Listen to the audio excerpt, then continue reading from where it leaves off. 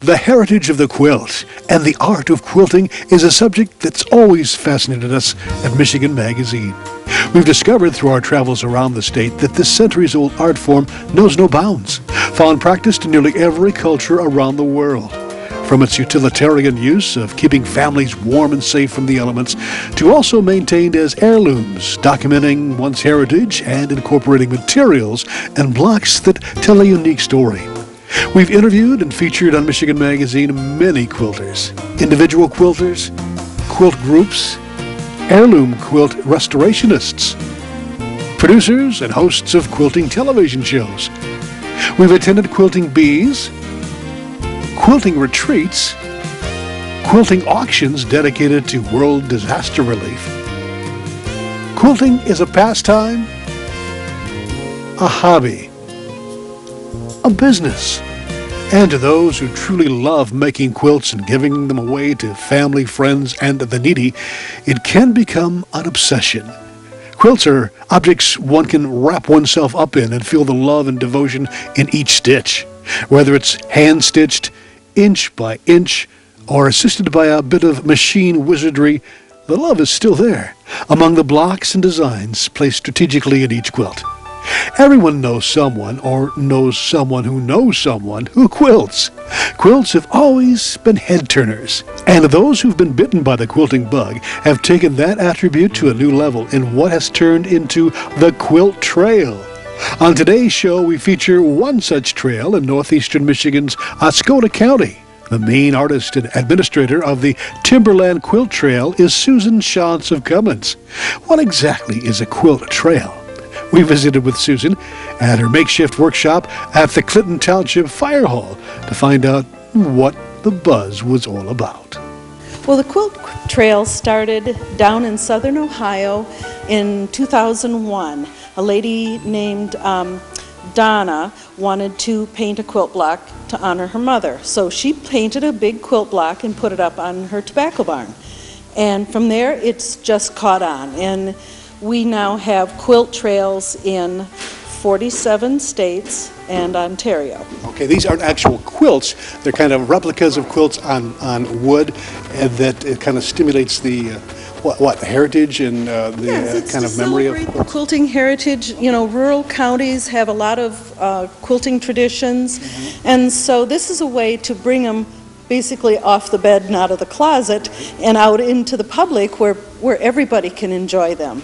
So quilters will paint one and put it up that represents maybe a quilt from the family or that type of thing, their favorite hobby or interest, that type of thing. The quilting goes back many, many generations. I mean, oh yeah. Hundreds, in my family, thousands. it's 5 generations. 5 generations, and Yeah. usually they at times tell a story of that particular time.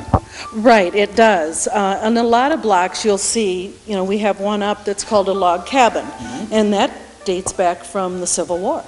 So they go back quite a long distance, and some of these traditional patterns have been passed down for years and years and years. So we have one going on here in northern Michigan. Is it limited to Oscoda County? Or? Yeah, generally a quilt trail is one county. And frankly, that's enough area to cover. And it's usually done by, small groups. And a lot of women do it because this is their passion, you know. So basically one county takes it on and they do their county, and then another county next to them might join in. Elkona County has one, so theirs will feed right into ours.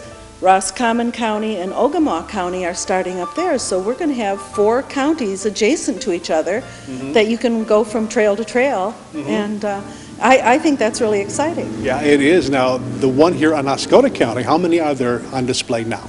There are 14 up. Okay. 1 is waiting to go up, and 2 are being painted. I usually have 2 that I'm painting, 2 that I'm working on, getting the designs, and then I'm always talking to people about, my goal is 12 a year. Okay. And the first year I did my 12, and I've got 18 now in the pipeline, either up or going to be up. So it could make a nice afternoon or a nice day for people to come up in Oscoda County.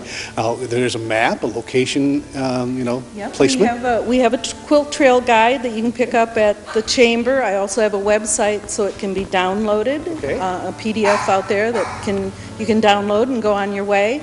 We're also looking at geotracking, geocaching, so that people can just put in a coordinate and they can follow the coordinates and get to a quilt trail, and we'll have a little box for them and all that kind of good stuff. So each quilt that's located in Oscoda County, does it have a story to tell about its location pretty much? Or?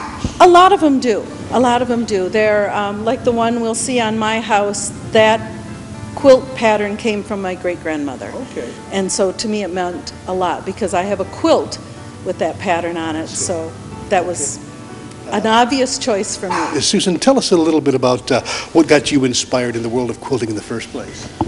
Well, my great-grandmother quilted, and all my aunts on both sides of the family and my mother quilted, and so I grew up around quilts. And I never learned when I was young, but when I got out of school and was working, I actually took a quilt class, and I thought, well, it's another nice little hobby. But when I took my first stitch, it was like, I just was passionate about it. I love making quilts. It's something, giving a person a quilt is very rewarding.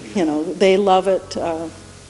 It's just a special thing to make a baby quilt or a wedding quilt or that type of thing. Right, very special. It gets to be kind of an heirloom, passed down from generation to generation. Well, I hope my quilts are well used and well loved. I would rather they were lugged around and worn out as opposed to, sitting, never being used. I want to, celebrate our quilting heritage because it's big up here, and I want to somehow promote people coming here to look at our land, our all the rivers and lakes and everything that we've got here. We've got so much here. And this is just one way to bring people, if you're not a hunter, or you're not fishing, or you're not doing those outdoor activities, then this is something else you can do. And we've had quilt groups from Hale. We've had visitors from as far away as Florida, Ohio. We've had visitors who have not come to this area before, who've come here because they are following quilt trails. And so I think that's a real positive thing for Oscoda County. And I don't know, I believe in giving back. If you're going to be part of a community, you need to give back to that community. So this is my way of doing it. And Susan's giving back has become an inspiration to many in the county. The spirit of giving is spreading with more and more wanting to become part of the Timberland Quilt Trail in Oscoda County, a chance to travel the back roads in search of each of the quilt blocks. They're scattered throughout the county along beautiful, less-traveled sections, and if you're lucky, you may run into some of the block owners who may tell you a bit of the history of each block they represent. So be sure and check out the Timberland Quilt Trail website, pick up a trail map at the Chamber office in downtown Mile, and grab your camera and hit the trail, the Timberland Quilt Trail. Or you could Google the words Michigan Quilt Trails to discover some trails near you. They're throughout the state now. It's another way to explore and appreciate Michigan's quilting heritage off the beaten path.